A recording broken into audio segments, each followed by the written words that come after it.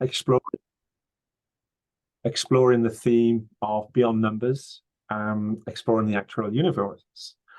Last week we had 4 panelists and a brief introduction on pathways to becoming an actuary. We're following a similar theme this week in that we'll have 4 panelists, which I will introduce shortly, and with a focus on launching your actuarial career. The types of topics we're talking about today are a brief discussion about the skills that you see on job boards and the skills that you're doing in university. A brief talk about the global opportunities and how to take what you learn in Australia around the world. But the main part of today is the 4 panelists talking for 5 minutes or so around their experiences and what their careers are and how they've got there, etc. And then there's plenty of time for questions and answers. So in terms of the skills, what sort of skills are in demand? Well, you're aware of the types of skills that you're learning in your university subjects. If you're an undergraduate, you'll be doing a lot about statistical modeling. You'll be learning about business acumen through your economics courses and your accounting subjects. For those doing the honours year, you'll know that a huge focus is the actuarial control cycle, which is essentially an introduction to sort of professional actuarial practice. And these days, we also ask you to learn a lot more statistical concepts in the data science principle subjects. And finally, many of you do have the opportunity to demonstrate your communication skills in the assignments you do at university. When you look at job boards, there's a lot of more wider skills that are asked of actuaries. Now, these are jobs ranging from not just the first junior analyst type roles, but all the way up to very senior actuaries. So there's lots and lots of different types of skills you'll pick up, not just through your formal education, but largely through your workforce. And hopefully the panelists will talk about some of the skills that they have today. So a whole range of things. I would just like to say that when you are applying for jobs, sometimes you might see lots of different things, but at during your first jobs, you're not expected to have this full suite of skills. These are things you develop over your working life. In terms of global opportunities, in Australia, we're expecting jobs to grow by 11% over the next 5 years, and similar statistics apply around the world. So there's certainly growth in the number of actuarial jobs. We're also anticipating a huge growth in jobs which are not directly actuarial, but can, where you have your actuarial degree or become an actuary, become a fellow into the wider fields. Those should have significant growth. A natural question we get asked is, well, if I study in Australia, how do I take those skills around the world? Well, the qualification itself, your actuarial science degree and the fellowship pathway, are extremely portable. You can take this qualification and go around the world. The Actuaries Institute has agreements called mutual recognition agreements with many countries around the world. In particular, we have a few with the large actuarial associations in the United States, in Canada, the UK, South Africa, and India, to name a few. What I'd like to do now, though, is actually briefly introduce you to on the screen, you can see the 4 ambassadors. And what I'm going to do now, I'm going to turn off the PowerPoint, and we're going to, I'm going to give a brief introduction to each one in turn, and then each one's going to talk for 5 minutes or so about their career. So I'm going to start off by introducing Declan. Declan, who is he's the Chief Executive Officer at QBE Insurance. Declan's a fellow, lives in New Zealand, works in general insurance. Since qualifying, Declan's had many highlights, 2 hard to rank, but all involved working with great, hardworking and conscientious people. When asked to summarize himself in 1 sentence, Declan's response is, I've been described by some as hard but fair. I hope the fair component is accurate. I'm now going to hand over to Declan to talk about his experiences. Thanks, Michael. And always, of course, with these, I just want to make sure that I can be heard. So if somebody can confirm that that's the case. Yep. Thanks, Michael. So kia ora, everybody out there. I am based here in New Zealand. Look, in 2019, I actually moved. I've been given a slight promotion in the introduction. So again, I appreciate that, Michael, and looking forward to the salary increase. But in 2019, I moved from Sydney to New Zealand to run New Zealand and the Pacific operations of QBE. It was a fantastic opportunity for me, but with some challenges. And one of my immediate challenges was the 6 specific countries that we run. I won't name them all. And they're great businesses to run, but as I regularly have to remind my peers in Australia, it's 6 different countries, 6 different cultures, different laws, different business conventions, and in many cases, a different language. Some of the countries had a really long history of success.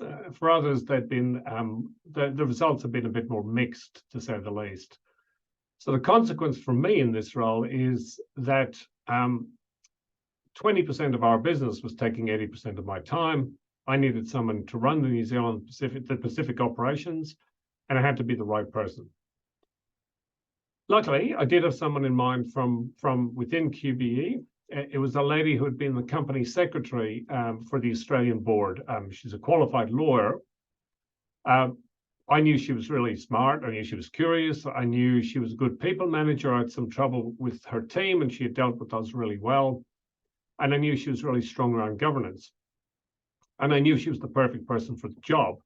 And using my usually unsuccessful skills of persuasion, I managed to persuade her to come to New Zealand and take on that role.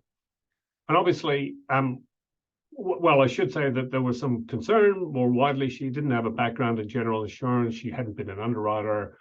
The brokers were going to eat her alive, et cetera, et cetera. But I knew she was great, perfect for the role. And of course, I'm telling the story because, of course, she's been very successful. And 4 years later, the Pacific countries have gone from strength to strength and done really well. Now, last week I was actually, and this sounds more interesting than it was, but I was in New Caledonia with the same lady who runs the Pacific. Just visiting our team there. We have a business in New Caledonia. And one of the things among the many things we looked at was this very specific claim. We had a complaint on this claim. It was from one of our customers who had an incident occurred to some of their stock, whereby the refrigerated area in which the stock was kept, the temperature had in fact gone down. The machine had malfunctioned, and their stock was ruined. And when they went to claim from us, and the policy wording actually only contemplated the temperature going up and the stock being ruined. So we have a policy internally whereby we have a complaints mechanism. We talk to the underwriter, and the intention of the policy obviously was that if something went wrong, if there was misfortune, then the claim would be covered. So we agreed internally, the claim was covered, and we've amended the policy wording since then. So that's just a quick example. The reason I mentioned those examples, that's why I love my job. That's why I love what I do. It doesn't all smell of roses. There's a lot of challenges come our way. But what I love about it is that I have the opportunity to sometimes make some autonomous decisions and make sure that things happen. And I love the opportunity to hire some fantastic people and to have a little bit of autonomy in doing that. So that really works for me. And it suits me. It suits my personality. Now, just by way of background, I've worked in Ireland, I've worked in England, I've worked in North America, South America. I've worked for many, many years in Australia. Now, of course, I work in New Zealand. I've just always been stuck in financial services, right? So not sure, I haven't been able to escape, but I've worked in life insurance and superannuation initially, but for the last 25 years or so in general insurance. And I've also worked very much in the operations, but I've worked as an actuary as well, and I've worked in a variety of other roles, ultimately ending up here. So I suppose I've done a bit of everything, and I've enjoyed all of it. But for me, the role I do now best suits my personality and I think my skills. So I'll leave it at that. I really look forward to getting some questions, but I will either hand back to Michael or I'll hand over to Ray, whichever is appropriate. Yeah, hand over to me. Thank you. Thanks very much, Declan. It's very interesting. Well, I'm sure we'll get lots of questions on that shortly. Our next speaker is Ray Bennett. Ray's a principal at Deloitte in Australia. Ray lives in Western Australia, works in life insurance. He's worked all over the world on every single continent apart from one, which is Antarctica. Not too many actuarial jobs, I think. So his career highlights is the ability to go around the world. It's extremely grateful that this actuarial qualification is held in such high regard, which helps you move around the world. Many interesting projects over the years, so can't really single out. It's hard to single out one particular item, but it's really a multitude of events that's added up to a memorable career. A summary in one sentence. I'm a technical actuary with a good sense of humor. And now I'd like to hand over to Ray to expand on those ideas. Thank you, Ray. Great, thanks, Mike. You stole my Antarctica joke, but that's okay. So I really wanted to start with kind of thinking back 25 years and sort of going through 25 years in 5 minutes is going to be a challenge, but really thinking back to why I ended up in life insurance. And I guess for me, it was kind of, in a way, life insurance chose me. I started doing work experience out of uni, and that was with a life insurer. And it sort of snowballed from that point, with particularly some of the coding and some of the sort of opportunities that came up. As Mike mentioned, I did work on all continents except Antarctica, obviously. And it all started, I guess, in sort of the mid-90s, when the Institute used to send actual letters out, and some of those letters would be job adverts, and one of them was in Bermuda. So I could have ended up in Bermuda in general insurance, but my parents sort of insisted that I focus on exams. So about a year later, I was still sitting exams, but an opportunity came up in Malaysia, and I just didn't tell my parents, and basically moved across there.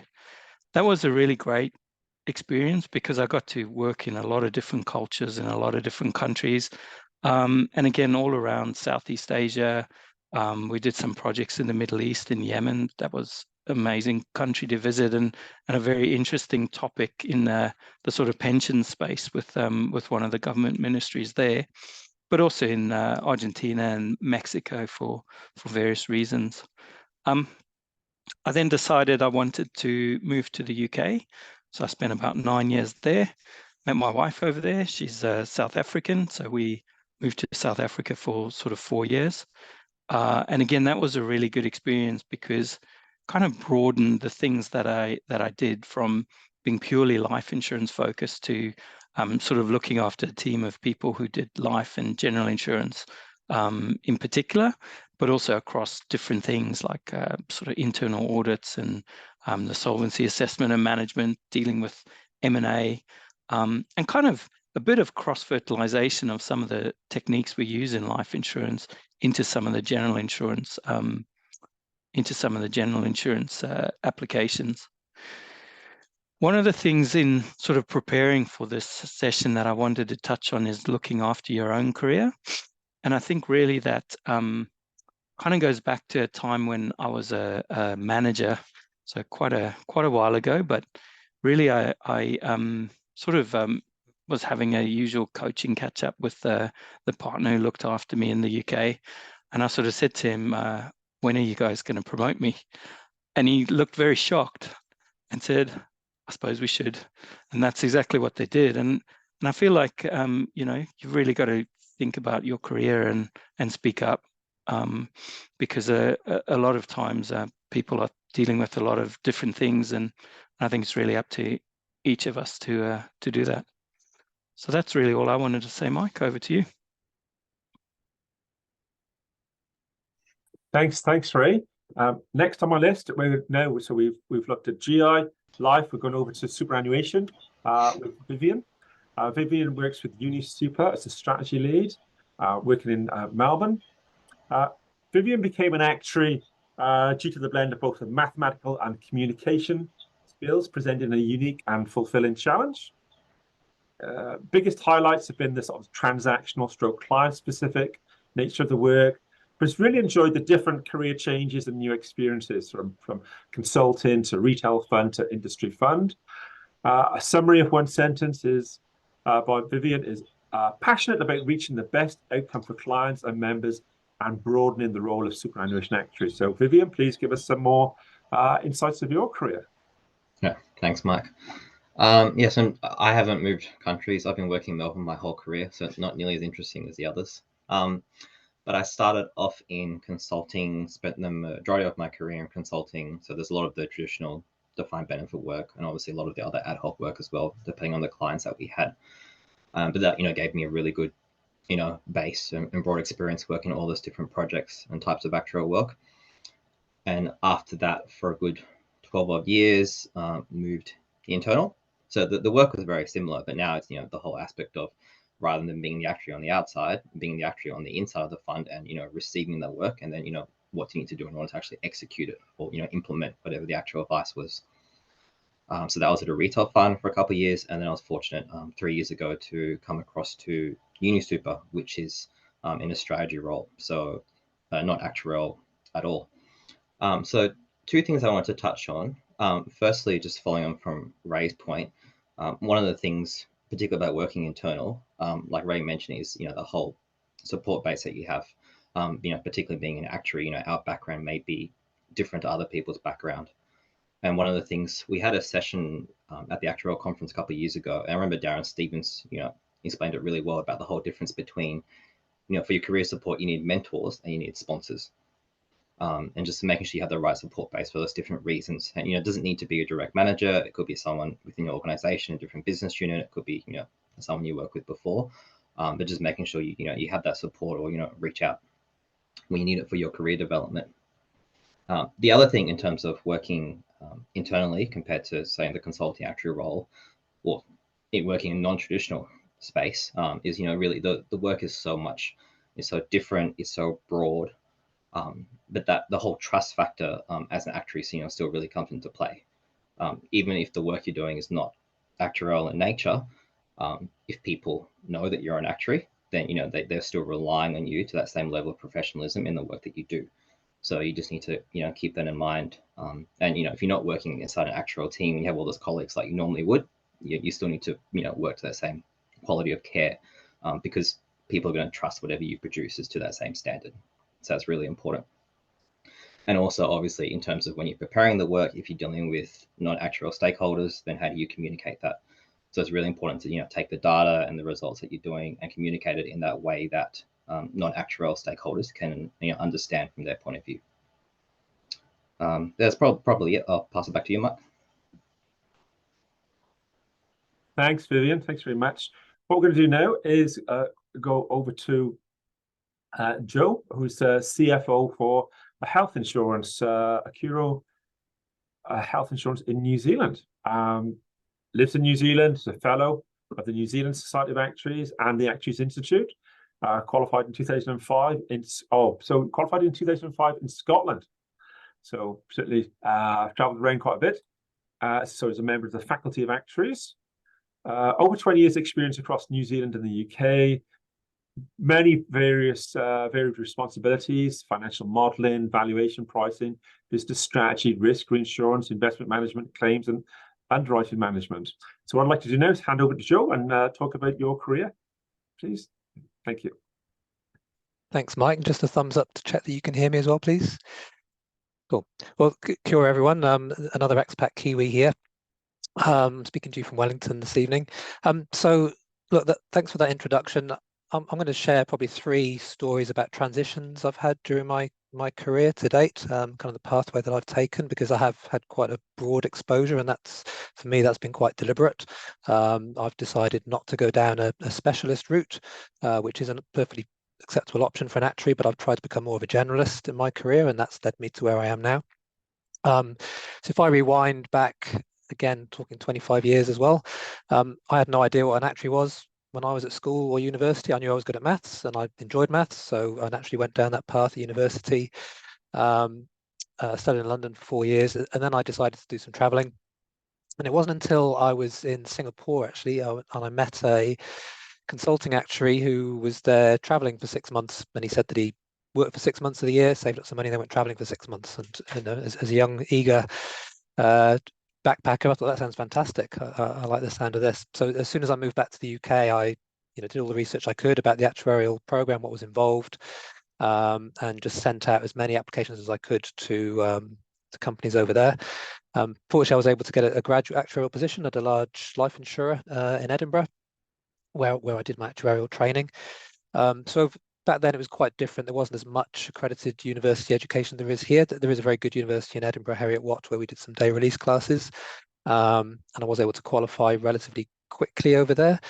I think the thing that struck me about studying overseas to over here is just the volume of other students and support around you. So in the company that I was working with, there were over 100 actuaries and students, whereas this side of the world, typically there's very few. In some companies, you can be the only one. So the reflection I took from that period is that working in that part of the world, you're very much a specialist. You get quite siloed, and that's fine. You can become an expert in a particular area. But if you move to a smaller country where there's fewer actuaries, you're expected to be more of a generalist. So you're supposed to know more about lots of different things, and it's very difficult to specialize in any one area. For me personally, I had no trouble finding a job overseas. I got married to a Kiwi and we had a first child and wanted to move over here to raise a family. There are recruitment agencies, specialist actuarial recruitment agencies that place students overseas that can facilitate with that transition. But in my experience, it was equally fine just to go out, be proactive, send out your CV and say, hey, I'm keen, these are my skills. And I was able to find something that way. And these days, it's even easier to do that. So that's what took me from UK to New Zealand. And again, that kind of generalist approach that I enjoyed kind of then set me on my path to where I went from then on. So I spent about 10 years at that small banker life insurer. And then decided after that I actually wanted to get a bit more exposure to the people side of the business and the customer side of the business. As actuaries, we're often perceived as those backroom technical people that do all this fantastic number crunching, and that it's really valuable advice. But as you get on in your career, it's really important to develop your your wider skill base, your softer skills, because that allows you to use the actuarial skills that you've developed over your training in the years, but then also that commercial acumen that you can only really build with wider leadership experience. So I actually took an operation role where I headed up a claims and underwriting team at Cigna, which was travel and life insurer. And that took me to lead a team of about 20 people. So that was my first real big leadership role. It was a big step outside my comfort zone at the time. I'm not a claims or an underwriting specialist. I mean, I know what the functions are based on all my background. But for me, I found that valuable in that I wasn't, as their leader, I couldn't solve their problems for them because I wasn't an expert in that area. And it forced me to coach the team to come up with their own solutions to problems. And I was just there to use, my own actuarial lens and way of looking at the world to help them come up with those problems. So that's another beauty of the actuarial skill set, to my mind, is you can transfer it to non-actuarial problems and actually complement other technical professionals to come out with a richer solution if you apply different backgrounds and mindsets to problems. And then the third transition I wanted to touch on is what I've done more recently. So again, most of my career has been in life insurance, but I've now moved to a health insurance business, away from a commercial enterprise to a small mutual not-for-profit. It's a very small business now. There's only about 40 people. It's very different scale to what I've done before, but again, it's very much a generalist role. As the CFO there, I'm the only actuary in the business. They've never had one before, so that's quite refreshing, being able to apply my way of thinking to problems that have always existed, but they've not had an internal actuary to look at how they do pricing or valuation or capital management and things like that. Health insurance in itself is a fascinating area right now. There's so many challenges in the industry with medical inflation costs rising with technological advances, the dynamic between the public-private health system, with limited capacity there. Throw a pandemic into the mix that we've had over the last few years, and there's a wide array of challenges that we're grappling with that I think actuaries can use all sorts of techniques that they've built up over the years to apply to those. So I'm currently looking after both an accounting team and a business intelligence team. I did see a question in the chat around a finance actuary and some more insight into that.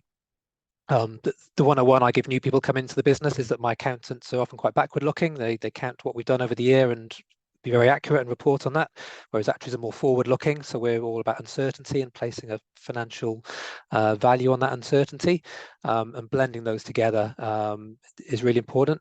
In fact, I think more and more actuaries and accountants are working closer together. There's new accounting standards coming in, which is kind of forcing that. Previously, it was very much the accountants do their work and they pass it to the actuaries, and then it goes to the board or the stakeholder. Whereas now, you're going to see a lot more blended teams working together, I think. And then the other area I've got is a business intelligence team, and they're primed for doing a lot of data analytics work, which is really booming right now. That's one of the fastest growing papers within the Actuaries Institute, and actuaries are very well placed to add value there in terms of applying a commercial lens over the technical brilliance that these data analysts can do now with some of the packages available. So in summary, actuaries can weave their way through their career. You don't have to go down a specialist route. You can become a generalist. You can become someone in the C-suite. There's so many options open, and it's really up to you and where you want to take your career. And there's plenty of options available. So listen, that's all I wanted to say. I'll hand back to Mike now, and then look forward to the panel and the questions. Great. Thanks very much, Joe, and thanks to all the panelists for sharing an immense amount of information compressed in their extensive careers in a few short minutes, which is very tricky to do. We've got lots of the audience today are in that position of being relatively young and in university or looking for their first role, etc. So some of the questions are tilted towards that. So I'll read out one of the questions. This one is, there's not many actuarial positions in the job market. So besides actuarial analysts and data analysts, what other positions are highly related to the actuary? In other words, what's the core advantage in actuary compared with other financial positions? And maybe also I'm going to ask each one of you. I'll go back to Declan, and we'll run around the panelists, because they can sort of think of that in terms of their industry that they're in. So I'll pass to Declan first. Thanks. Thanks, Michael. Look, I've been out of the game for a while. I mean, I would say that I think all of the panelists have mentioned it, that assumption, which is mostly met of professionalism, does give actuaries a significant advantage in the market. But I'll probably throw to the more informed of my colleagues to respond. Okay, so pass over to Ray. Yeah, sorry, can you repeat that? I was just reading some of the other questions, Mike. Yeah, it's a lot of information, isn't it? Yeah. There are not many actuarial positions in the job market. I think there are, but this is I was going to say. So besides the titles actuarial analyst and data analysts, what other positions are highly related to the actuary? In other words, what's the advantage in being an actuary compared with other financial positions? Yeah, it's a good question, and I guess I'd kind of encourage people to get out and explore, because I think a lot of the advantage of being an actuary is that technical skill and ability to sort of look into the future and analyze that kind of uncertainty. So certainly, I think in my career, probably one of the most unusual actuaries I came across actually worked for William Hill, which is a bookkeeper in the UK, and that was quite interesting because he was on the examining panel, and all his questions were related to sort of probabilistic outcomes. Let's put it that way. but I think there's plenty of opportunity. Over here in Perth, we've got people working in sort of trading floors for different energy type companies, both electrical and oil and gas type fields. Colleagues working for some of the mining companies doing analytic type work. So it's really kind of getting out there and having a look at what's available and what might fit, and also what you're interested in, I think. Thank you. I'll pass over to Vivian. Yeah, I mean, like Ray said, it really comes down to what you're interested in and, where you want to take your career path. So like, once you kind of get out of that, actuarial analyst role, when you go to the next role, you're not telling them, oh, because I'm an actuary, I want to do this role. You're telling them, due to these experience that I had in my current role and these projects that I worked on, this is how my, my skills were applicable to these different areas. And then you can take that, in your interest. People look at superannuation, for example, there's actuaries dotted across, all the different functions of, a super fund. Risk is a very large employer of people from, actual backgrounds, obviously in the superannuation space in Australia and financial services in general. Risk is a very big employment prospect because there's a lot of churn there. Investments team has actuarial people dotted around. Product teams have actuarial people dotted around. Operations probably not as much. Finance not as much for our side compared to insurance. But yeah, there's quite a lot of opportunities. And obviously, in strategy, there's a couple of us working strategy as well for superannuation with the whole focus on member outcomes and all that. So it is quite broad. So it's all about, depending on what role you're in, finding your interests and, where you have those options, working on projects, that can help, lead you to the next role. Thanks, Vivian. I'll ask Joe. Yeah, thanks, Mike. Yeah, and I wonder if this question is getting at actuarial analyst and data analyst role. I think those are starting roles for students coming into the profession. Most of us will have started as an actuarial analyst, gone to a senior actuarial analyst, and then once qualified, and then it's probably from there where you can pick your path a bit more. Certainly, I've found that. I think in answer to the second question, what's the core advantage in actuaries compared to other financial positions? And I touched on this before. I think it's about using your technical knowledge, but being able to communicate in a way that adds value to the business. I know some data engineers who are technically brilliant and they can produce far more amazing models than actuaries ever could. But without that commercial lens, it's quite difficult sometimes to explain to the business the importance of that, the uncertainty of what the model's giving, and giving an informed recommendation as to what the business should do as a result of that. So I think that's where the actuary can add real value compared to those other technical positions. It's applying that commercial lens and using their insight to help solve the problem rather than just giving a package, if that makes sense. Well, thanks. So I'd just like to add that, for example, the education undergraduate space is largely a lot of those techniques to understand how to solve some of the problems. But as you progress through the fellowship curriculum, it's really about how to advise businesses on the consequences of their decisions. So you to think that wider holistic thinking comes out from the actuary, which really helps you later on. Don't forget that there are lots of firms these days that employ actuaries, but they don't call them actuarial analysts. So analyst is a quite typical position when you first start off, but we've got big companies like Woolworths employ lots of actuaries through Quantium. We have airline Qantas.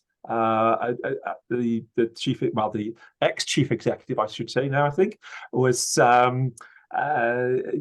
at our International Congress of Actuaries that was held in Sydney this year, and she mentioned, I can't envisage why a business wouldn't employ actuaries. So that's an airline one, because they've got, he talked about some huge strategic project they're looking at, which is building some super big planes that can do super long routes. And to do the supply demand type stuff and the modeling, they just think they need teams of actuaries to do that. So traditionally you might think of an economist to do this, or got a data scientist, but really what the actuaries for holistic thinking to bring it all together, as Joe was mentioning, and the others. So it's just sort of be flexible in those early years, but just get into the profession, get onto the exams, get through them, and that will give you this broad-based training to push you through. Okay, so the next one is, what's the prospects of working overseas as a consulting actuary in life insurance? And I'm interested in understanding the demand and motivations from other countries for hiring actuaries in Australia? This is like a reverse takeover for Ray in a sense. So I'll throw it to you to try and answer that one. All right. Yeah, I guess it's an interesting question, because I think a lot of it comes down to that demand. So certainly when I went overseas, it was a company that came out to Australia and interviewed me here, and went through that sort of recruitment process. And they were looking to grow people. So I think depending on which markets you are looking at or which markets you're interested in, there's a shortage in certain countries, and that will drive the demand. There's also a huge amount of work, particularly with new insurance standards and all of those types of things. So I think there is a fair amount of demand. When I went across to the UK, I didn't actually have a job, and it was kind of sort of unfortunate in a way, because I pretty much had interviews with everybody, and things went a little bit quiet. There was a lot of kind of uncertainty at the time, and a couple of redundancies, those sorts of things. But within 6 weeks, I'd found another role, and that was actually quite good. So I'd say you don't necessarily have to have a job before you go, and certainly it's worthwhile reaching out through different networks, LinkedIn, those types of things. And certainly a lot of the recruiting agents are pretty active in terms of looking for people. Thank you, Ray. We've got a few questions that are quite technical, and I think myself or other Actuaries Institute staff could answer after this. So what we'll do, we'll take a list of the transcript and we'll fill in some of the answers later. I just want the sort of more interesting ones to get the experiences of the panel today.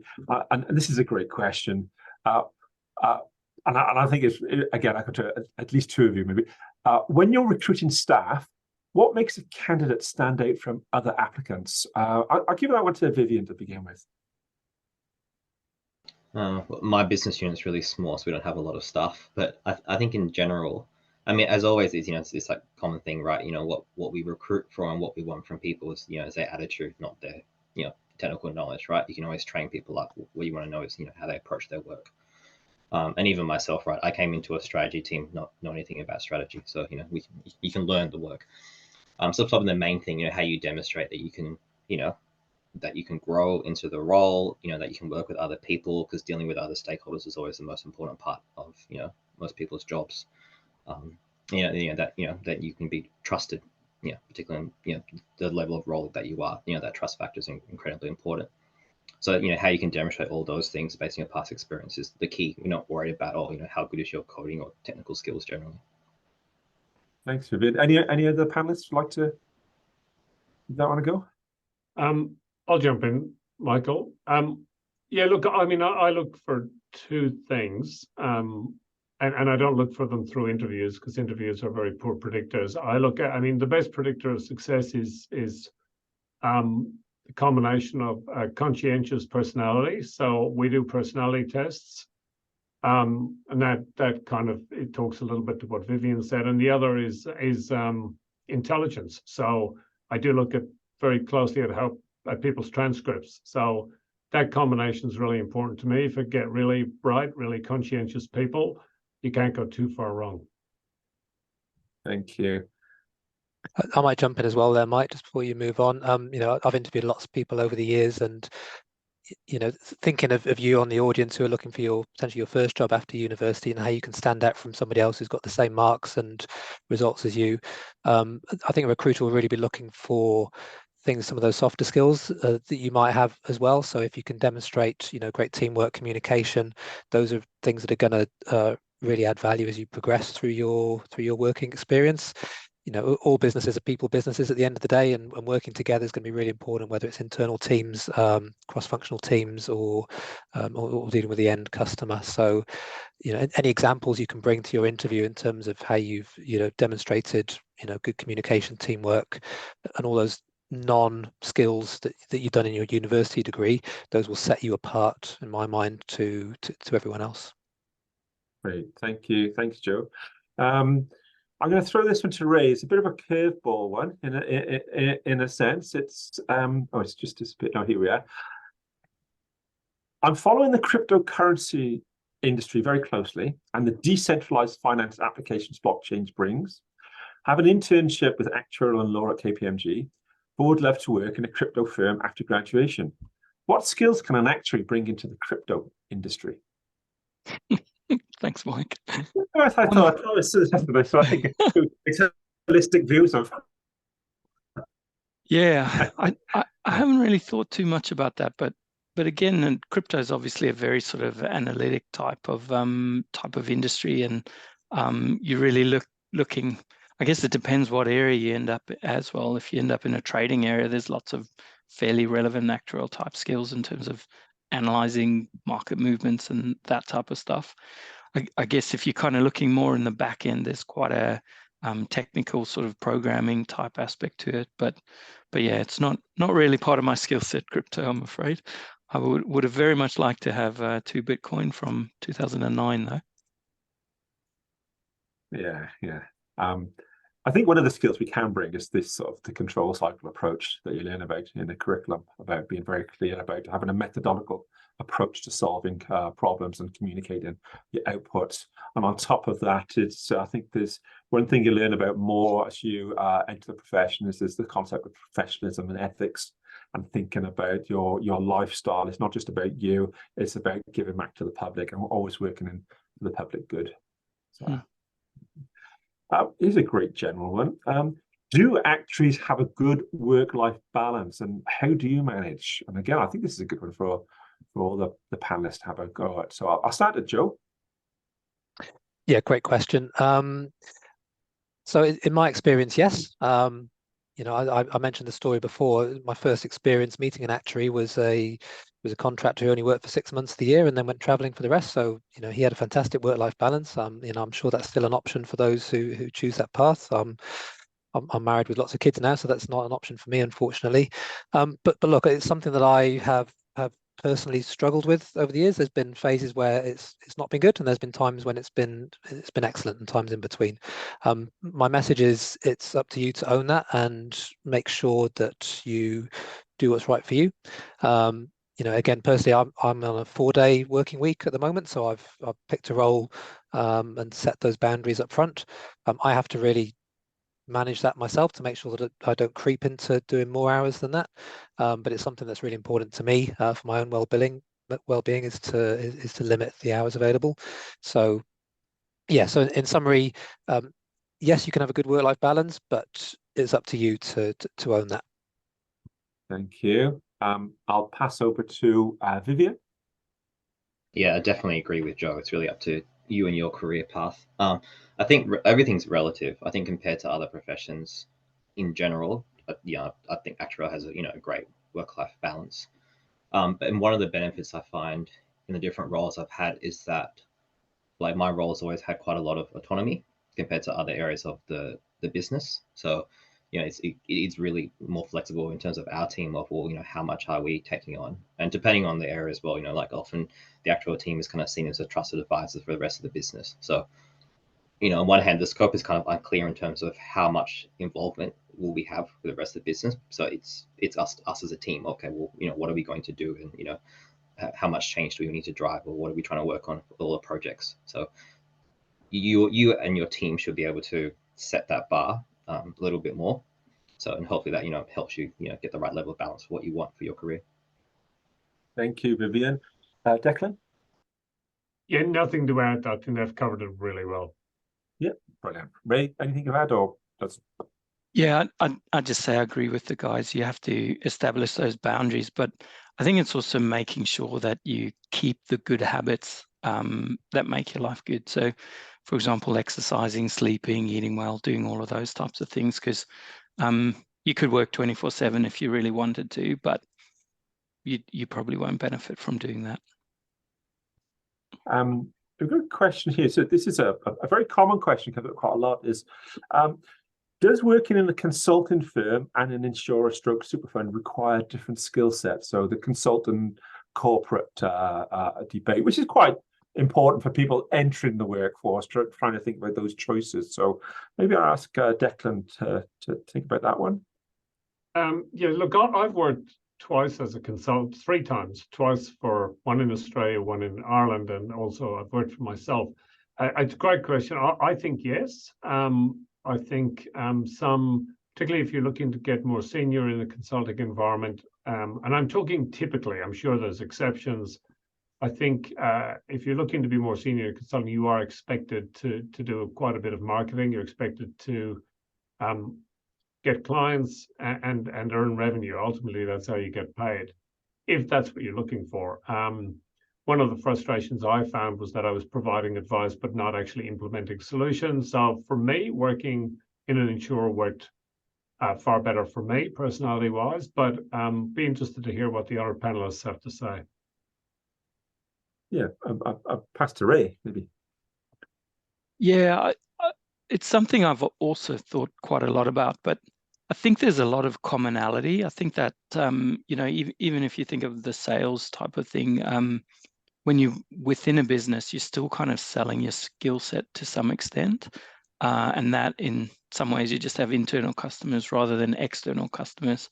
I guess being in a consultancy, you do have to have a thick skin because it's a lot more competitive. So, you know, chances are you don't win everything you set out to do. But then I think there's a lot of fundamentals. So good communication skills, good technical skills, networking, all of those things I think help, irrespective of which career you end up in.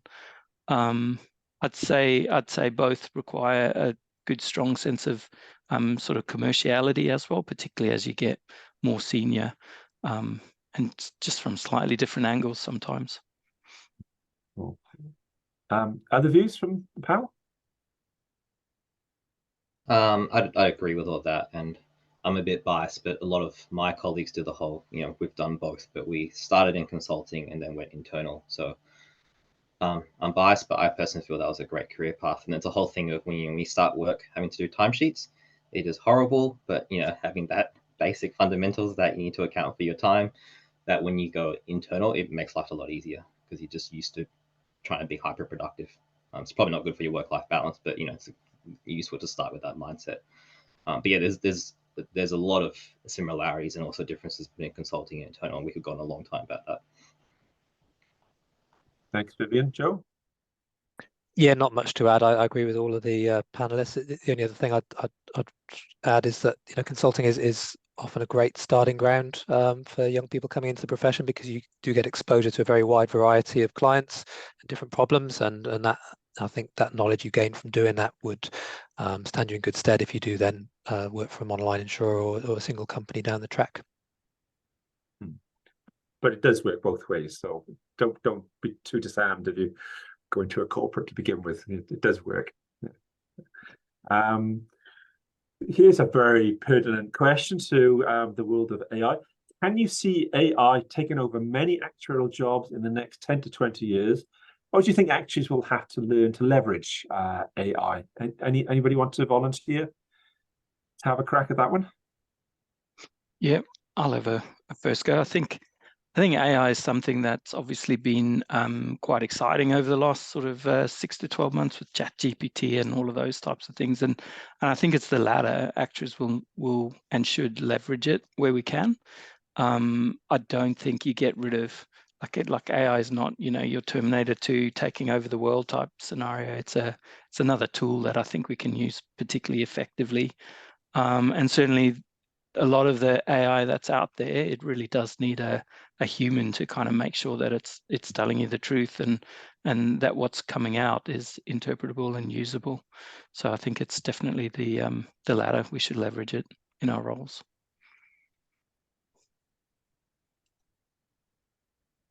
Anyone else want to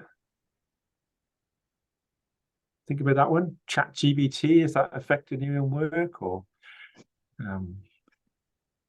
Yeah, I'll jump in. 10 to 20 years is a long time away, and I think the world's going to be very, very different in that time. So, you know, I don't think AI is going to take over many actuarial jobs in the next few years. I think, again, as I've said before, actuaries are prime candidates to actually leverage these tools and interpret them and help businesses solve problems with them. So I think ChatGPT and others will be a very useful tool. But 10 to 20 years is, you know, you look how far we've gone in the last 2 years. No one had heard of ChatGPT 2 years ago. Well, certainly not in my area. I think it's going to be a very interesting place. Yep. Okay, cool. And the question is, how important to somebody's career is obtaining the fellowship qualification? You're all fellows, so you might think it's very important. Yeah. But it is. Yeah. Yeah, I kind of think it gives you a good sort of structure and a good springboard in a lot of respects. And certainly, as somebody who's been a fellow of the Australian Institute since sort of 2002, and then for about 10 or 15 years of the UK Institute, and 3 or 4 years at one point I had fellowship of South Africa, UK, and Australia. I think it was quite helpful, and it's quite recognisable. That being said, one of my good friends is very, very senior actuary who never sort of finished these exams, and you know, he's done very, very well for himself. So there's no right or wrong answer. I just I think for myself it gave a lot of good structure early on to aim for that fellowship, and also back in those days you didn't have the option of you know, being an associate either, so made it quite simple. I was either going to be an actuary and therefore a fellow or not. Any other views on that one? Like in my current role, if I tell people if I'm a fellow or an actuary, they won't know the difference. That's fine. But one comment I would make is that, you know, like Ray said, you know, it gives you that structure to the early part of your career. But also, you know, if you are finding it difficult to pass the fellowship level exams, you know, hopefully you've got access to good support or mentors. Because the issue is really, well, you know, why is it a problem? You know, you may not need it for your career path, but, you know, a lot of the time, you know, when we're involved in the, you know, education program, Mike, you know, the reasons people are failing may be things that have, you know, wider implications, you know, like the written communication skills or the commercial contextualization, all those type of things. So those are things you may want to improve on anyway, regardless of if you're going to call yourself, you know, a fellow, just to help you with your career. Joe talked earlier on about how you're managing a business with actuaries and accountants in there, and so the questions come up: if actuaries and accountants are working closely more and more, would it be beneficial to do an actuarial qualification and an accounting background? Pass that to Joe. I mean, it depends what your role is. It is very useful, I think, for actuaries to have some accounting basics, and you know, there certainly was an accounting paper 107 back in my day. I'm not sure what it is now, but you know, it's very useful grounding to have, I think. Yeah, I don't think it's necessarily important to have anything over and above what the actuarial program gives you. I think to be a good actuary, it's better to have a broader exposure to lots of different fundamentals rather than specializing in one or two areas. But you know, I hate saying it depends, but you know, if you're in a role like a CFO role where you're working with a lot of accounting, then you know, having a really good knowledge of the accounting standards and the principles behind it would be. But that's not to say you can't pick that up later on in your career. You don't need it as you're first starting out, I don't think. There's a question here about again an AI type one. Would machine learning be useful in the actuarial industry? Now, I have some views, but I'd like to pass over. Ray, slight nod of the head, so I can pass over to you. I'd say yes, unequivocally. And the reason I started nodding is one of my clients actually uses machine learning quite extensively in their sort of modeling and analytics type work, and that goes sort of end to end in the business actually. So it's very, very interesting to see what they do. So yeah, I'd say definitely. Cool. We've got about 5 minutes left, maybe one or two more questions. Let's have a look at one. There's one about, I'll just answer quickly. There's one about the Actuaries Institute, and is it recognised internationally? Yes, it is. The example here is, is it recognised in North America? Yes, but if you're in North America in the GI space, or the P&C space, as they say over there, property and casualty, they would think, oh, who's the Actuaries Institute? But as a fellow of the Actuaries Institute, If you went there, then you would have the choice to join the Casualty Actuarial Society, which is a large one focused on P&C. These days, the Society of Actuaries also does P&C type stuff, and you can join either of those organizations as a fellow. There would be a probationary period of 6 months or so to get the right industry experience and get a fellow to sign up. There'll be no more exams. I would say, though, because many of us have worked around the world, it is portable to move around the world, but you do have to do a bit of work because you have to understand the culture of the place you move to, and you will have to pick up the local regulations and things. It's not impossible, and you've been trained to do it once, and so you'll find it's relatively simple to do, but it's not as easy as walking into a new environment. Let's think, is there anything we can do in the last minute or so? Sorry, I just answer someone quickly. If you move to the UK as an actuarial science graduate, can you get a position? Yes, they'll give you actuarial positions. Do you have to do more exams? You might follow the UK ones. You might stick with the Australian one. Again, at the fellowship level, we swap each other's qualifications. We actually do partial swaps in between, but the actuarial science degree here is fully comparable with the equivalent one in the UK. So we're just coming up with a couple of minutes left. And I really want to take is the actual qualification transferable to Asian countries such as Singapore, Taiwan, or China? Lots of those countries accept the Actuaries Institute qualification. So I'd say yes. We're just running out of time. We've got a couple of minutes left. I just want to take this time. Obviously, thank you for all attending, but I'd really like to extend our warmest thanks to the volunteers in front of you, Declan, Ray, Vivian, and Joe, for giving their time, for coming along to giving you the benefit of their careers, and hopefully you've learned quite a bit today, especially about how varied and how much work there is outside sort of your studies that you're doing at the moment. I'd just like to give you a reminder that this is the second of 3 webinars, and next, I think, is it 14th of September, we have our third and final webinar in this series, sort of Chat in Your Career course.